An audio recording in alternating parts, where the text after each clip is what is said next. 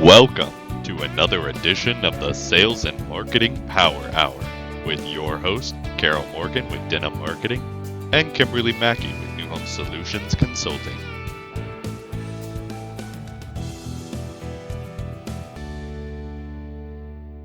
Well, let's, in the interest of everybody's time, I've got 2 minutes after. So let's get this party started, shall we? Absolutely. So let's start with our round of introductions. So Carol, you want to start and then I'll go. And then, of course, our lovely guest, Courtney, will bring her into the fun. Absolutely. Well, I'm Carol Morgan, president and founder of Denim Marketing, located in Atlanta, Georgia. We do everything related to content. So if you need blogs, public relations, social media posts, award entries written, website copy, give us a call. So thank you very much. And of course, I am Kimberly Mackey and my company is New Home Solutions and I'm out of Tampa, Florida. Not that I've been in Tampa a whole lot lately. I seem to be traveling all over the place. So my company is a sales management consulting. And I work with builders. I like to say that I'm the person who comes in and puts all the parts and pieces together to make sure that the sales is the engine that's driving the train instead of running it off the tracks. So if you need help with anything with your systems, your customer experience, your sales and profitable sales, anything related to that, that's what I do. So, and it's keeping me very busy at the moment. Lots of fun. And we didn't have to go very far to get our expert for the Sales and Marketing Power Hour. We have Courtney. Courtney, tell us all about yourself. All right. Good morning or afternoon, depending on where you are. I am Courtney Stewart, also from Denim Marketing. I'm a senior account manager, and so I manage quite a few accounts. I work on a lot of the big picture strategy, which I love. It's one of my favorite things about marketing. I do a lot of our Facebook ads, a lot of our email marketing. Those are big parts of what I do. And right now, really, Apple is actually keeping me busy with all of their changes. I know if there's any other marketers on here, you feel my pain. Apple is just making it harder and harder to do our job and just trying to keep up with that and how it affects our world. And everything we're doing right now is getting it's getting old. I love my iPhone, but I'm not happy with Apple at the moment. So does that mean you've opted into everything and you're going to let everybody track you? Absolutely. Yeah. Because otherwise I can't do my job. So I just say yes. And if the rest of you could say yes when Apple asks you, that'd be great too. So there you have it. Just say yes. I know it definitely impacted my email analytics this week when sending out an email. And all of a sudden I kept getting all these weird things happening back. So I realized it had to be because of Apple. It is because of Apple, and we could talk ad nauseum for that. But basically what it really boils down to is you're not going to really look at opens so much anymore because Apple isn't going to allow you to track opens of emails. You're going to have to look at clicks and traffic back through to your website. So a little bit different way to measure it. So we all are going to have to stay on top of that. But we're supposed to be talking about the good, bad, and ugly of social media comments. So let's just start with the bad. Courtney, what's the worst comment you've seen lately on social media? I have a couple of different examples I can use. I actually polled some of our other staff members because we all touch so many different social media accounts. I wanted to kind of get what everybody was seeing lately. We had one particular client who was being spammed by this person for every post that they made, every post that mentioned them, just spamming them with constant comments claiming that they scam their homeowners. So that's one that has been just a headache recently. Of course, homeowners who have some sort of warranty issue, those seem to be, I would say, the nastiest. Those get the worst probably for our home builder clients. And then probably the most interesting one that was just kind of different from what we normally see. We actually had a client open up an in-town like city community, and they got a lot of comments from people saying, don't live here. People get shot here regularly. So that one was interesting. So I don't even know how to unpack all that. That's like, I'm like, what? Oh my gosh. I guess I like being in my nice, shiny sales world. So let's start with the last one first. So Kevin's like, people get shot there? they Well, weren't wrong. that was the problem. Yes, it's Yeah. an area of, it's actually an area of Atlanta that, you could do some Googling and find out. And yes, there's been lots of shootings in the area, not at that community, but in the area. So that was a little bit of a tough one. You can't really tell them they're wrong because they weren't wrong, but they were just kind of being scammy and spammy and obnoxious. So yeah, we had a lot of those comments on that community. So I don't know, what's everybody's vote on that when you have something that nasty on your Facebook page? It was mainly on Facebook. Do you delete it? Do you respond to it? Do you hide it? And, we have clients that take all three of those approaches. Mm-hmm. And which is the right thing to do. And I think it maybe varies by circumstance, but when you're an infill builder, especially, you're going into an existing community. So you are going to take the baggage that comes with that community. But usually the reason we want to build there is for the convenience factor. Correct. Yeah. Correct. So you just keep playing up the convenience factor or changing an evolving neighborhood. What do we do? Yeah, I don't remember where that exact specific community was, but the location and being in town, close to being walkable and the convenience factor location, obviously, that was really the biggest selling point for, I think, and why they built there. So yeah, the people who are buying in that area, they know that that's a risk in that particular area, I guess. I think most people, especially if they're from Atlanta already, which neighborhoods are considered safer and which ones are a little riskier. And that is just kind of the trade-off for getting maybe a more affordable home in or really close to a popular area. For instance, like on the Beltline in Atlanta, it's hard to get on the Beltline in an affordable price point, attainable price point. But if you're willing to be in an area that might not be the best, might be a trade-off you're willing to make. Right. Well, everything sells for price. We do know that. So Aaliyah responded that warranty service has been their biggest target. And yeah, but for my builders, those are usually the ones that I hear from the most, is because there's a warranty issue. And sometimes it's people being completely unreasonable. Right. And sometimes it's also, especially now, it's things that are out of our control. I was with a builder this week that had a buyer who closed in July. They were just now putting in the actual garage door. They gave them a temporary garage door because we can get garage doors, Well, and that's not even a warranty issue. That's just a supply issue. But just a supply side thing. That reminds me, one of the worst kind of spammers, scammers, mad commenters that we've had on a page probably since the pandemic started was a woman who had specified a specific gray flooring she wanted. And it was, in her contract and everything, but then the builder couldn't get it. And you would have thought she was going to come unstuffed. It was bad. And it just went on and on and on and on. And, I think they finally resolved it, but it's a problem. We, in our industry, we haven't ever really had to have clauses that say, we'll do our best to match it. We'll do our best to get it.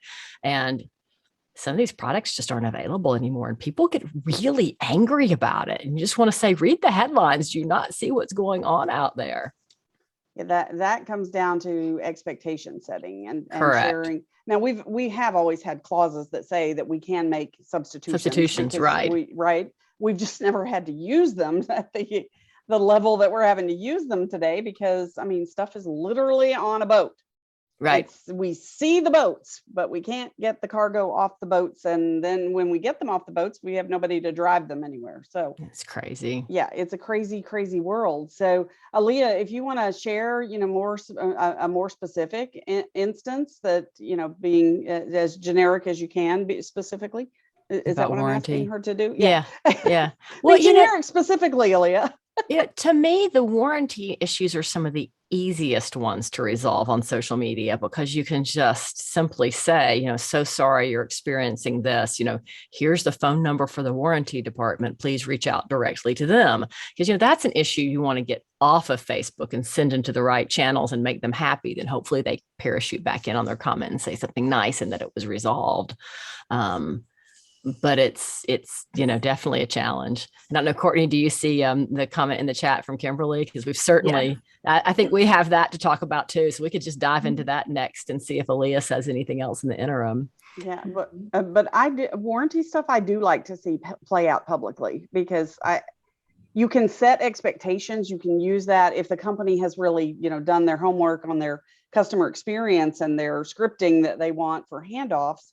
You can, whoever's responding should know exactly what to say, and here's what's going to happen, and here's what's happening in the world.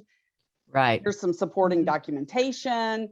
So that the rest of the world can see, hey, we're trying to resolve this, and the buyer is being. I almost like it when the buyer is being unreasonable. Well, and the rest of the world will kind of jump in and go, give them a break. Come on, peeps. It usually is that the buyer's unreasonable. I mean, we've seen things where people have tried to get back into their houses to fix things, and maybe they wouldn't let them back in the house because of COVID, and they didn't want anyone in their house. And then the builder's trying to bend over backwards to perform warranty work that's really out of warranty because they wouldn't let anyone in their house. And they're just blowing them up because, they can't meet their exact schedule, or, whatever it is. It's always some little crazy thing that is just, hard to work out, usually with scheduling. So yeah, and it is, obviously the goal is to finish our homes before we close them. That makes life much easier for everybody. Isn't that the truth? But it rarely happens. There's usually something that still has to be taken care of. So, right. Having gone through this in the past year for myself, there were still some trailing warranty things, and I think we're just about through all of that. But it's a year. I've been here almost a year. So let's. You want to dive into Kimberly's question here? Yeah. So Kimberly, I'm assuming since you put this in the chat, you don't mind us sharing. So Kimberly Garwood's with Triton Homes, builder here in Atlanta, and they build a lot of 55 plus communities. And one of the biggest comments they get on both their Facebook ads and their Facebook posts, and we see it again, mainly on Facebook. I don't know that we've seen it on Instagram or anywhere else yet. But the seniors complaining that they can't afford their 55 plus communities because they're on a, fixed income or fixed budget. And, to us, we're always amused because, Triton's price point has been, in the threes, high threes and up for the past several years. So certainly should be something that you would think most, seniors could afford, or a great majority of them can afford. And I don't know, Courtney, do you want to speak to that a little bit more? Because I know that you've had experience answering some of those queries. Yeah, I definitely think to Aaliyah's point, warranty issues in the past were the most common things that we would see kind of on Facebook as far as negative comments goes. But right now in our current environment, the biggest thing that we see consistently is complaints about pricing. I see it across the board from, the 55 plus builders. I've got a higher end client in this like Philadelphia area that gets hammered for their price points. And, people just, like you said earlier, are you reading the headlines? Are you aware? I think the general thought is that builders are capable of building $100,000 homes, but they're choosing not to so they can profit, just, put all the money in their pocket. I think that is what everybody just assumes, the general public out there. They don't understand everything that goes into it. And one of the hardest parts is that's really not something that you can explain on Facebook that's going to change people's mind or that is going to make a difference. You cannot educate them in a comment, back on Facebook. It's just like with anything, you tell people don't get in arguments on Facebook, whether it be political or anything. You're never going to change someone's mind. And that's probably the hardest part about all of this is people think they're right. And there's not a whole lot you're going to do to make them see the other side of it. And, breaking down how much cost, the land cost, especially, here in Atlanta, we have so much regulatory costs that go into our land. And then you start with all the products and how much everything costs right now. We went through the wood issue that has finally started, kind of regulated, and people just they don't get it. They don't see what we see. And that is just such a hard thing to explain to people. And then also that you have the whole fact that, not every builder is for everybody. There are builders out there who may be able to build a $250,000 home, or, maybe instead of looking in Marietta, which is a very popular, more expensive place to live, go further out, look in some more, in the further out counties, and then you're going to get the pricing you're looking for. But, everybody wants it all where they want it. And it just doesn't work that way. And that's such a hard thing to explain So 9 times out of 10, for a lot of these just little comments, we wind up hiding them because there's not a whole lot that you can say. Yeah. Do you find that the people come back after you've hidden their comments? Do they, and they don't get a response? Does it just anger them more? Do they come back again and again? Or do Not they get it out of their usually. system because they typed it out and they got it out of their system? Yeah, I think that most of the people that are commenting, it's because those ads are showing up for them, or that, that they come across a post, they comment and they go on about their day. The good thing, especially on Facebook with hiding a comment, is they don't know it's been hidden. Right. When you hide a comment, it still shows up to that person and their Facebook friends if they see it, but it doesn't show up to just everybody else. So they don't know that the comment has not that has been hidden by us. So generally that doesn't happen. Now, deleting a comment, that can occur for sure. When you delete it totally, that can cause negative ramifications if somebody's mad enough. So yeah, I would think so. And Kevin our friend Kevin Weitzel. Hi, Kevin Weitzel. It was good to see you in person too. He points out that empathy and an explanation of the why, an estimate of the timeline is a great start. So it's worth a shot probably to set those expectations. Hey, it's located. The number one rule of real estate is location, location, location. And in this particular location, this is what the market is demanding from us. Mm-hmm. And therefore that's what we are providing, because builders don't set the price. Actually, the market sets the price. That's what people don't understand. Right. Builders have cost, and they need to make sure that their homes fall within what the price is, so that mm-hmm. they can make money. And certainly we want builders to make money, because if they're not making money, why would they stay in business? Right. So I thought it's worth a shot to actually have those conversations. But again, if you're dealing with people who are just hot and emotional and looking to pick a fight, and it's just totally irrational, yeah, that's going to be a mess. So Linda asked, are we dealing with low inventory and long list for as we're dealing with low inventory and long list for priority buyers, emotions are high. How do you suggest that we deal with personal attacks on the sales team? Are they personally attacking on Facebook or on social media? That would be my follow-up question. Wow. Yeah. Yeah. And Aaliyah says they are. Oh man, wow. Linda, that, I actually, many of my friends and colleagues that I started in this business with, I've seen so many of them retire because they're like, this is not what I signed up for 30 years ago. Or I didn't start 30 years ago, but some of them have. And it's been really hard on our front end salespeople with the abuse. I don't know what happened during the pandemic. This is something I'm struggling with, but it's mm-hmm. like people lost their ability to interact with anybody who isn't exactly like them. It's anything that is different or a challenge or not what they want to hear. It's like, now it's okay. Like, we're attacking people in fast food restaurants. We're, the greeter at Walmart. I'm like, really? I don't know. I don't know what we do about that, because you certainly don't want to have an armed security guard at your sales office, but it almost feels like you need one in some cases. So, and that's a very good point, that people say things over social media that they would never say face to face. So, mm-hmm. What have you guys experienced that? What are you doing with that one, Courtney?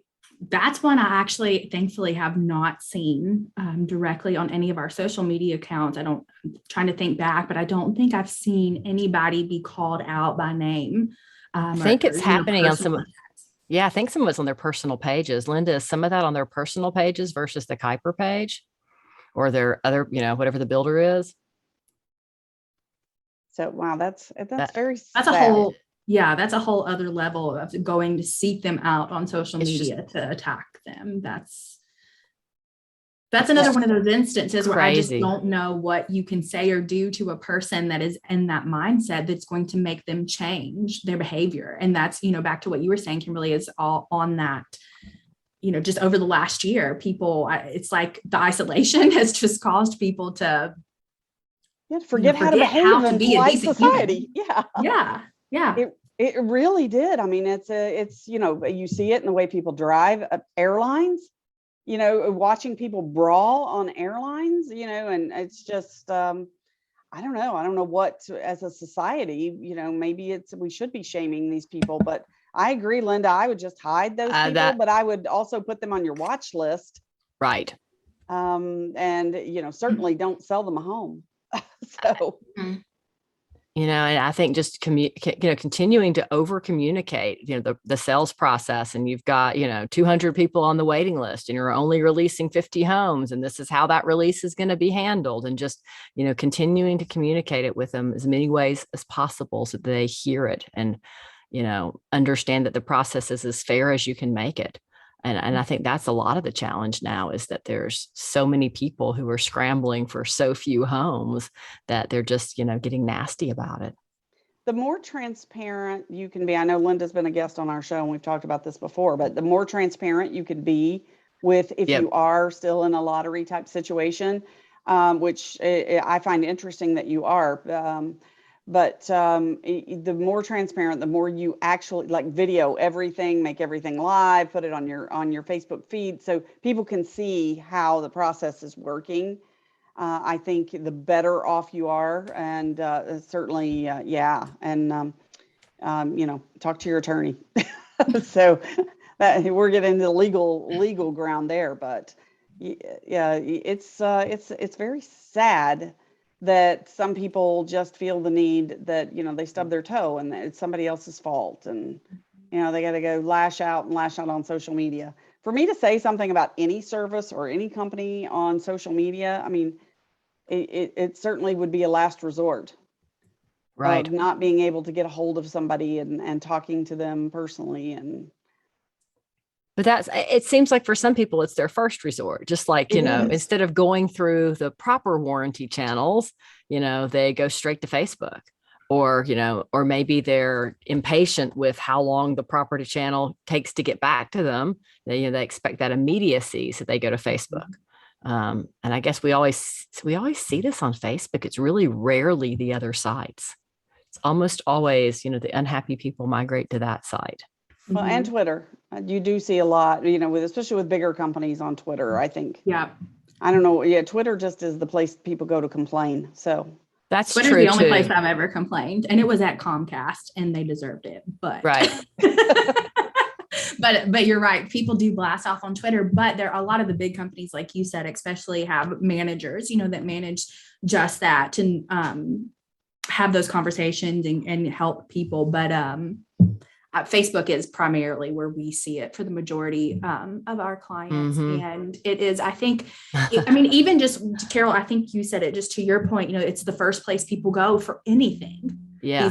Instead of picking up the phone and calling, filling out a contact form, or, sending an email on all the many resources that are available on a website for a business, people send all these random questions to the Facebook Messenger, just assuming that that's going to get answered faster, sooner. And that's something that we're constantly struggling with, because we're going back and forth, and it's just the first piece. I think it is the first place people go for everything now. And it's not faster, because you have to figure out, where did they buy, and when did they buy, and what lot are they on, and which home are they in, and who the heck are they? And it's by skipping that step, it's actually delaying them, which I don't think they actually think about or realize. Well, we have some good questions, and actually Google reviews and reviews were something we're going to talk about. So Leah asked, what about Google reviews? That's so Courtney, it is a good one. And we get, what about those bad Google reviews you get, or a bad Facebook review? How do you handle those, Courtney? Well, like Kimberly said earlier, respond, I think, and acknowledge what's going on, be transparent about the process, acknowledge the person had a bad experience or had an experience, and that you want to do what you can within reason to resolve it, and then try to get the conversation offline as quickly as possible.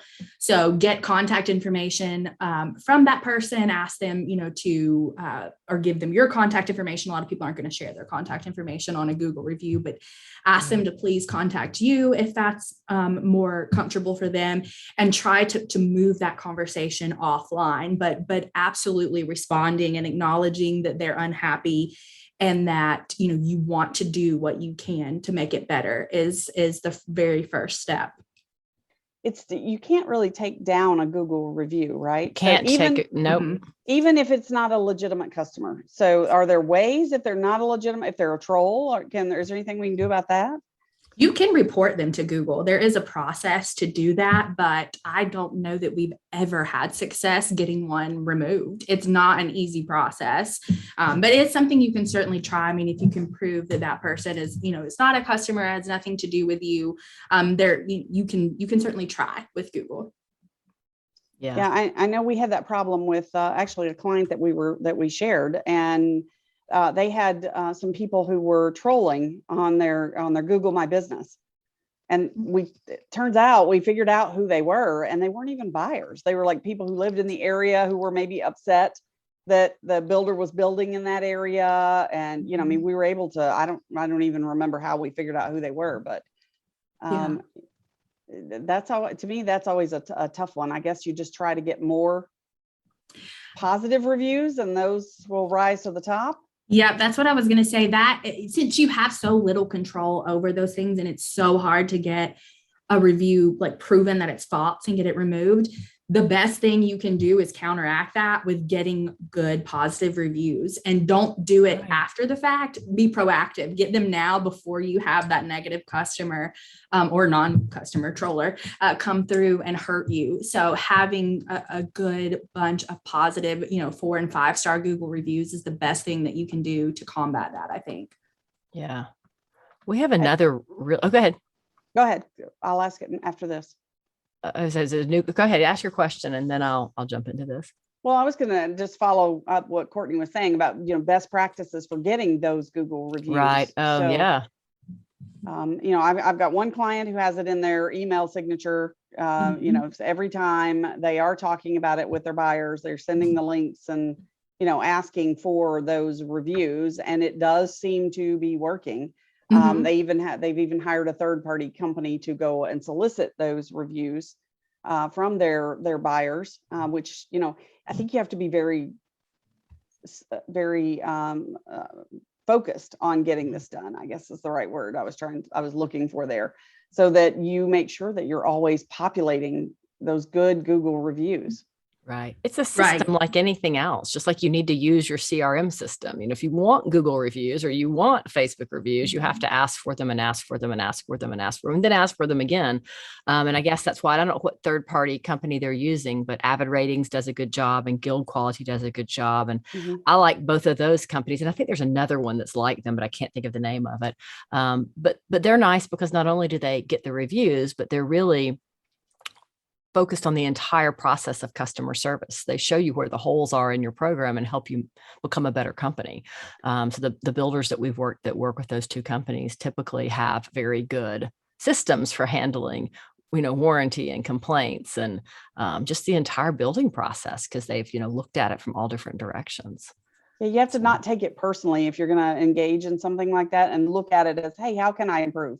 Right. You have to really genuinely have that empathy that Kevin was talking about for the buyer. And okay, I don't want anybody else to have this experience. What can we do to ensure going forward?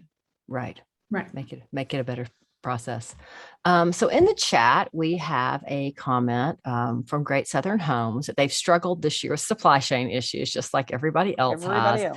And that's delayed some homes and pushed back closing dates. And they have frustration from those buyers and their families due to the closing dates being changed. And they're starting to get negative comments on their social media posts about things the company's doing. So stuff like, oh, you can run this promotion, but you can't finish our home. Or, oh, you're too worried about going to sponsor a golf tournament and, events, but why can't you finish our home? Oh, wow. And just, all sorts of really mean stuff that they're struggling with how to answer, because obviously what the marketing department's doing has nothing to do with the production side of the business. So suggestions on how they should respond to that. I'm going to take that one back to customer experience from your, if you have not mapped out your customer experience, there has never been a better time than yesterday to do it. So get it done. You need to map out exactly what happens at each stage, at each handoff. And your sales team, if they're the ones that are handling the buyers before start, what do they call the buyers every week? Are they keeping them updated? What are they saying? Have you scripted that with them? I've got 2 builders coming up that I'm flying to. That's what we're doing. We're looking at every step of the way. Mm-hmm. What is the messaging? How do we want that messaging? What happens when something goes wrong? I mean, we're like drawing out the charts, and we map this thing out. It becomes some crazy flow chart that you never want to see. I just had to move my whiteboard that I had behind me because I had all this crazy stuff on it. From another builder that we're working on that. And, now's the time to play that out. So, because if you're setting those expectations, you are not starting more fires. Right. Well, and it's absolutely true. It's all in how you deliver that message and all in the communication. We know a builder that canceled a whole lot of their contracts. They, executed their out clause because of pricing issues, Right. and they were able to hold on to 50% or more of those contracts, still, paid their increased rate, happy to close on their homes, maybe not happy about the increased price, but still happy to close on their dream home. And surprisingly, very little to almost no pushback on social media, which to me was quite shocking. And I think it was all in how it was communicated. So, just continuing to let people know, the prices are going up. There's delays. We can't get this, product in. But you're right. It's that customer experience, and who is that person responsible for communicating to the buyer? Do they sign their contract and then they just don't hear anything until the house is supposed to close, which is not how it should be. So that's expecting your salespeople to know what to say and how to say it, because salespeople get all in their head, right? And they're like, I don't want to deliver bad news. Right. Well, it's not good or bad news. It's just news sometimes. Right. Stop assigning the good and the bad. Help train your salespeople how to say it, and give them the why, give them the support. You don't want to sound like you're whining about current conditions. I mean, if you're playing a very defensive posture, that's going to make your buyers get into a very offensive posture. So, Yeah. But if we're communicating with them every step of the way, and we told them we were going to do this, and we told them stuff was not, stuff's going to go wrong. We're building in probably the most challenging environment we've ever built in. Right. And I think, the transparency and the education, and like Kimberly just commented, the setting expectations from the very beginning. I mean, I know you don't want to talk about that from day one with a, potential buyer, especially if other builders aren't talking about it, because you don't want people to view things in a negative light. That's a hard thing to do, but especially, once they're under contract, especially setting those expectations of how the market is so important, because you just would assume that everybody realizes what's going on in the world, because you can't even go to the grocery store and get everything you want. But people don't think it's going to, affect them, or it's going to delay their process, Right. And they don't expect it to happen for whatever reason, even though everybody's talking about it. So setting those expectations and educating them on the reality of the current situation that we're all facing, I think is really important to do that up front.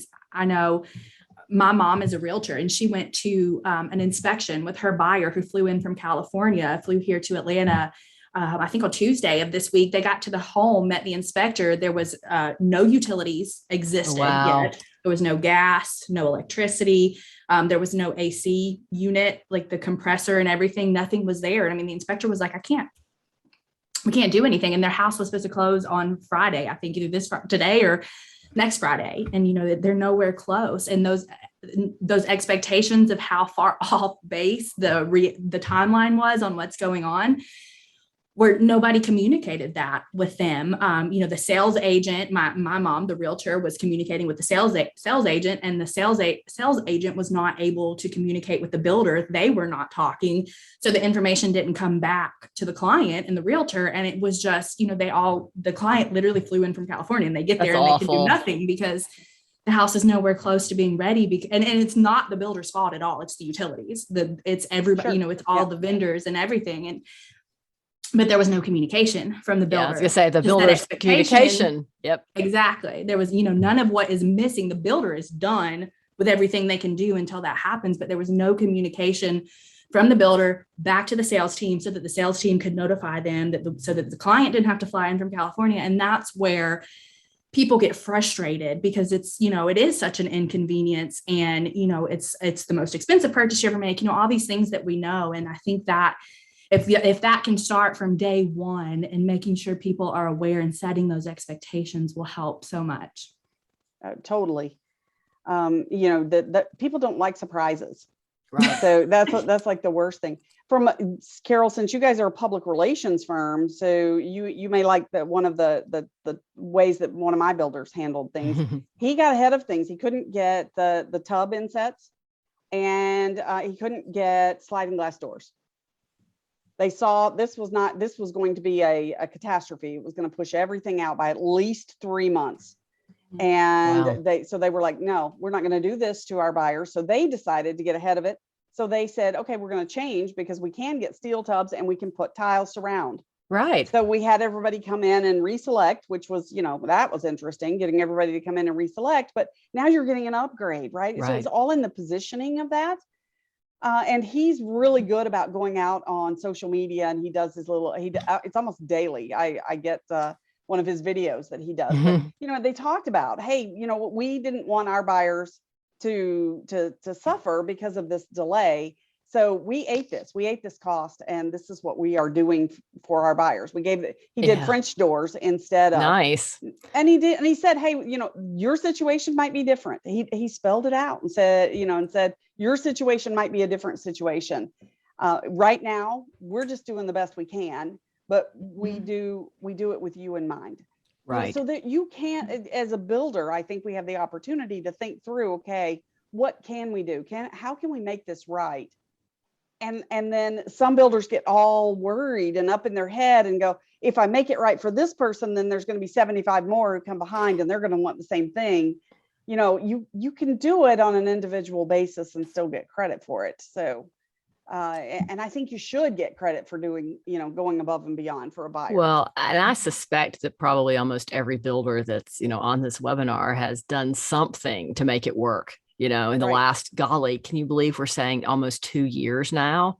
I mean, think about when I don't know. I just sit here and think about all the challenges we've overcome since this all, started. And, when it all started 2 years ago, we weren't even sure we were going to be able to sell anything. So it's fantastic that we've had such success despite all of these challenges and obstacles along the way. So, I mean, I say, pat yourselves on the back. You agree. deserve it. Pat yourselves on the back, and pat the builders on the back that are making it work still, and, switching out products and figuring out a way to make it with whatever, whatchamajig they can't get in the house. And, the stories we've heard on, windows, you've got to order 4 months out, and cabinets can take 5 or 6 months, and dishwashers, well, still good luck on that one.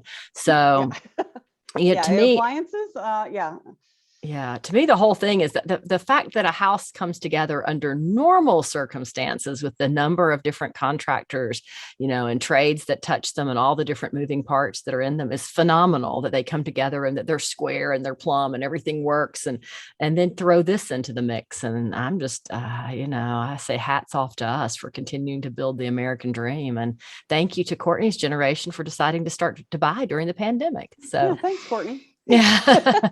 All the millennials out there, we appreciate it. So, because this sure could have gone a different way, right, folks? I mean, we all remember, I think most of us on this call, or I know a lot of us on this call remember 2007, 8, 9. So sadly, yes, we do. So Kimberly made a really good point in the chat over here about sending that letter out. And I like it when that letter comes from the owner or the principal or the division president or whoever's the highest person at your. Send the letter out, and maybe you need to send 2 or 3 letters. So, hey folks, I know I sent you a letter telling you, we were having this challenge with our windows. I just wanted to give you an update. So we've heard from our supplier. Here's what we're doing to try to resolve it. Doesn't mean that that's going to be an immediate fix for you, but wanted to let you know from the top level of this company, we're working to do this. So, we've got to stop assigning good or bad. Some things just are, and get proactive in our communication. Right. So Kevin's doing a little happy dance for us. So Yeah, we thank you for your happy dance there, Kevin. Well, let's talk about the good for a minute. I know that, there are lots of builders out there that have raving fans. Absolutely. And every now and then we're lucky enough to see raving fans chime in on Facebook pages and on comments. Courtney, talk us through how that typically looks when the happy people jump in. Yeah, so I have actually seen it recently. I wish I saw it more often. I wish it happened more often, but sometimes you have your cheerleaders or your fans jump in and say the things that as, a company or a marketing agency, we can't say, or we shouldn't say.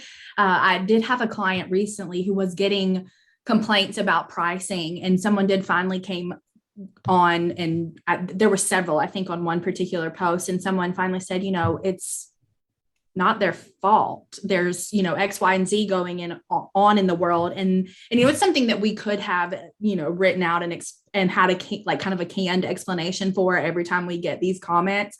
But they came in and did it and continued to say, to talk through the situation, talk about how much of a positive experience they had with that particular builder. And that, again, the builders aren't there just solely to scam everybody and profit and put all this money in their pocket. That's not what's happening. It's the fate of the world right now. And it was really nice to have somebody come in and kind of stand up and reiterate all these things that we hope, down the line that everybody's already saying to, the buyers or the naysayers and things like that, but to have them come on and be that third party voice that has a little more weight than what someone from the builder directly or the marketing company is going to have. We could say those things, but having someone else say it who is not affiliated in any way, I think it means more. It carries more weight to other people. And it was nice too, because as more people saw that post, they were seeing that back and forth in that dialogue. And again, it just, for everybody that was exposed to it and saw it, it did carry a little more weight than if it had been us responding as the builder and saying those things. Oh, absolutely. Yeah. Most extreme I've ever seen of that. I was working with a builder who did building homes for heroes. And in building homes for heroes, at the end, there is a welcome home for this hero. And it includes, motorcycle brigade and the police escorts, and like it's a parade to bring this wounded hero into their home. And there was a lady in the community who went on the Facebook page for the builder and was just like, I'm trying to sleep. There's all this noise. I can't believe this is going on in my neighborhood. And, we were all involved with making sure this homecoming went off really well. So actually it was a little bit of a delay before anybody who could have responded saw it. By the time I paid attention to the notifications, the entire community had jumped in unison and put this woman in her place. That's and crazy. Talked about what an honor it was to be a part and to have this as their neighbor. And, and it was just this emotional and exciting thing. And this woman's just complaint. And boy, the neighborhood came together in a way that you'd like to see more often. It was pretty incredible. That's fantastic. Yeah. Well, and I think Courtney's example was a homeowner also, but I know that I have seen real estate agents, chime in and answer questions. And maybe it wasn't even a negative question, but just a question about a builder, on a social media site, or, responding to that or putting in their 2 cents about what it was like to work with them. And I think that brings up a good point of another thing that we can do to create these raving fans. And we've talked about this before on Sales and Marketing Power Hour, but, realtors, pick that top 10 group that bring you sales day in and day out, 10 of them, Absolutely. 20 of them, whatever it is, and do something nice for them. We are still seeing commissions get cut, and, the realtors aren't happy about that. And One thing I know for sure is these realtors are still going to be here when this is all over, and they have long memories. So Yes, if they there's do. something, if there's something you can do to thank them, send them send them a branded mug, send them some coffee, send them a pizza, whatever it is, but send them something and thank them. And then they're more likely to chime in and remember that builder and sell, homes when there are more homes to sell. So Well, and when you have a relationship with your VIPs, I mean, my whole thing. You don't need thousands of realtors. You need 25 who are going to bring you 2 deals a year. So this is not hard math. So if you want 50 sales a year, start there. But when you have the relationship, you call them, you're on their speed dial. You don't have to say who you are. Right. Or you're like Cher. You're just a first name. So, or Beyonce. I guess I should update I forget who I'm talking to. Who's Cher? Who's Cher? Beyonce. You want to share something with me? But the beehive, we don't want those people to be angry, right? So right. Yeah, but you get to be that person. You get to, hey, it's Kimberly, and they know exactly who it is, and you can have that. Hey, you know what? I know that when you were out here and your buyer was super excited yesterday, and we had that wonderful experience. Would you mind sharing that on our Facebook page? Stuff you can ask because you have the relationship. And sometimes you do have to ask. You can't expect that everything's going to happen organically. I mean, heck, I've been known to fake it till I make it. No, it's happened. I guess that brings up another Weitzel. point. I know there's going to be a comment coming from. Yeah, waiting for Weitzel there. And that's the true point. If you have those relationships, if you've got some negativity going on your page, you certainly could pick up the phone and call that realtor that's, brought you 4 or 5 sales and say, hey, help me out here, chime in about your experience with us on this post. So there's nothing wrong with that. It happens a lot. Yes. So yes, create wins and friends and influence people. So now we're just doing it on a whole different level. Yeah. Well, what about trolls? Have we talked to me about trolls? I know we've talked a little bit about unhappy buyers, but what about trolls who aren't buyers? What do we do with those folks? Because I know they're out there too. We see them every now and then. Courtney, that's a whole new level of crazy. Go for it, girl. Depending on the topic and what they're saying, I mean, the first thing that comes to mind is block them. Just block them, get rid of them, get them off your page. Don't just delete their comments, but you can go in and on pretty much every social media site, I'm pretty sure you can go in and you can block an account and just get rid of them. I mean, if they truly have never had anything to do with your business, they're not a potential customer, there's no relationship there, just block them. Don't even waste your time, trying to deal with that. I don't think that they're worth your time. If you block them, does that keep them from tagging you in their post, in their personal post? That's a good question. It doesn't on Twitter. That I know for a fact. They can still talk about you on Twitter, but we've been fortunate enough on Twitter when we've had these unhappy trolls that they haven't had very good following. If there's somebody on Twitter that only has 5 or 10 friends that are following them, as far as I'm concerned, they can say pretty much whatever they want about anyone. Nobody's going to see it anyway. Right. So part of it's how big of an audience do they have and how, are they respected in any way? I mean, who are they? And a lot of times you look and you just can't even figure out who they are, where they are. You find out they're in a totally different state than where your builder builds. They don't even live there. Country. Oh, well, that's a whole nother. Exactly. I think there's people who just like to go through pages and make unhappy comments. They think it's fun. They don't have anything else to do. So that's the unfortunate part of this is that, it's out there. It's a little impersonal. People just find it fun to make it a game and go through and make rude comments. I think it's important for the builders too to look on sites like Twitter and Instagram where you're public and people can really, who's following you. Right. And are these people that you want to follow? Because some people are just, look at the number of people following me.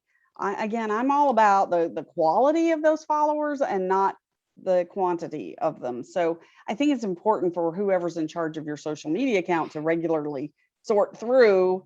And if you've got a bunch of trolls or fake accounts and you can tell, or the porn people. Yes, I was gonna say that's usually the worst. Yeah, you follow somebody back and then block them and report them. Yes. Well, then we've got Weitzel here saying that he seeks, I'm going to leave some of his words out of here. He seeks the negative people out there and then sends them all those positive, good vibes, and comments back to them in positive ways. So, Kevin, next time I have a really big problem that I've got to figure out how to respond to, I'm going to ask for your opinion.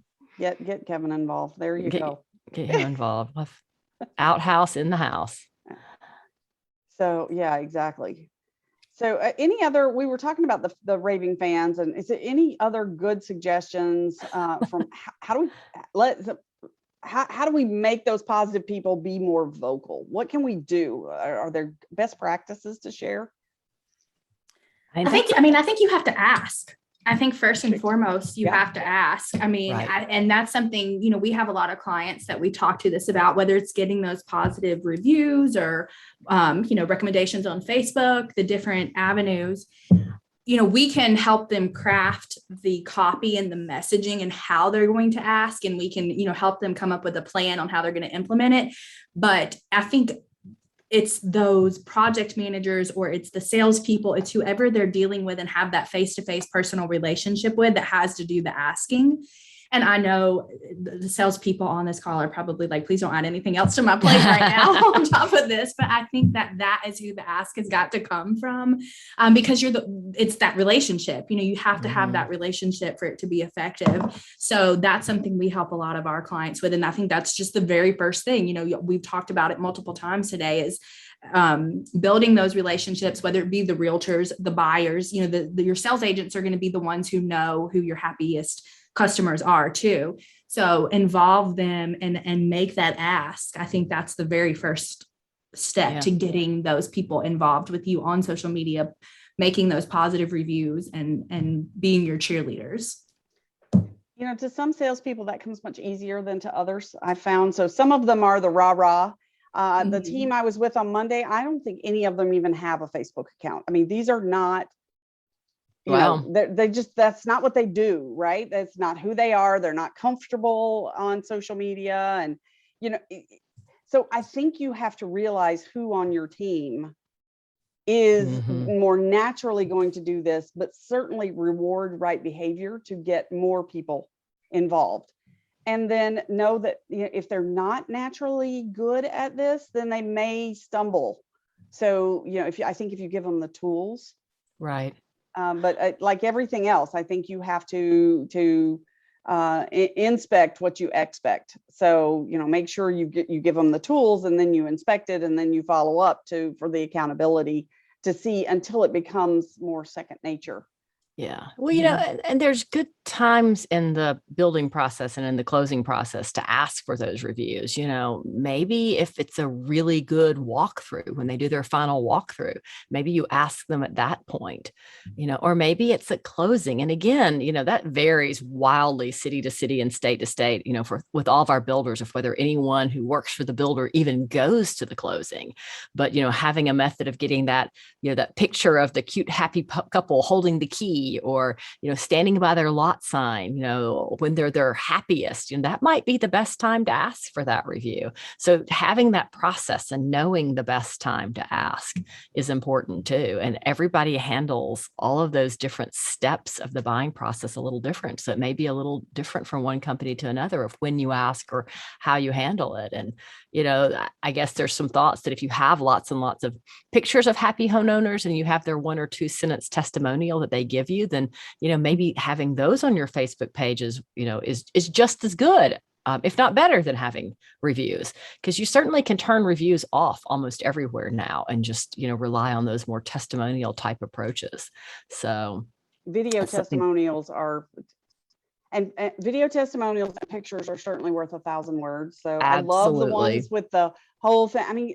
As an on-site salesperson, I have everybody come out, bring the family dog, because everybody wants to see the dog, bring the kids, people jumping in the air or, with the little shovel. And there's just so many cute things you can do.